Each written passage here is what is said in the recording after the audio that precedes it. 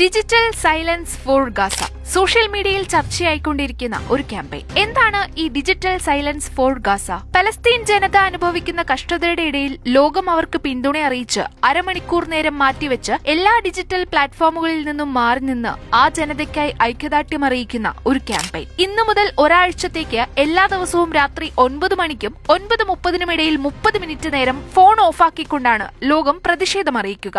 നമുക്ക് ചെയ്യാവുന്നതിന്റെ ഏറ്റവും ചെറിയ തരത്തിലുള്ള പ്രതിഷേധമാണിത്. ഇന്റർനെറ്റോ സിഗ്നലോ ശബ്ദമോ ഒന്നുമില്ലാതെ തടവറയ്ക്കപ്പുറം മറ്റൊരു ലോകമില്ലാത്ത മനുഷ്യർക്കായി അരമണിക്കൂർ അവർക്കായി നമുക്ക് മാറ്റിവെക്കാം. ക്യാമ്പയിൻ ആഹ്വാനം ചെയ്തുകൊണ്ട് ഗാസയിൽ നിന്നുള്ള മെഡിക്കൽ ഡോക്ടർ എസീദിൻ എഴുതിയതിങ്ങനെയാണ്: നിമിഷങ്ങൾക്കകമാണ് ക്യാമ്പയിൻ ലോകം ഏറ്റെടുത്തത്.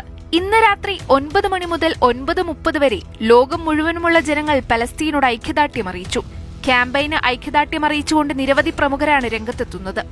ഗാസയിൽ പട്ടിണിപ്പാവങ്ങളുടെ മേൽ ഇസ്രായേൽ നടത്തുന്ന വംശഹത്യക്കെതിരെ തുടരുന്ന പ്രതിഷേധങ്ങൾ ശക്തമായി തന്നെ മുന്നോട്ടു പോകും എന്നതിന്റെ തെളിവ് കൂടിയാണ് പുതിയ ആഹ്വാനം.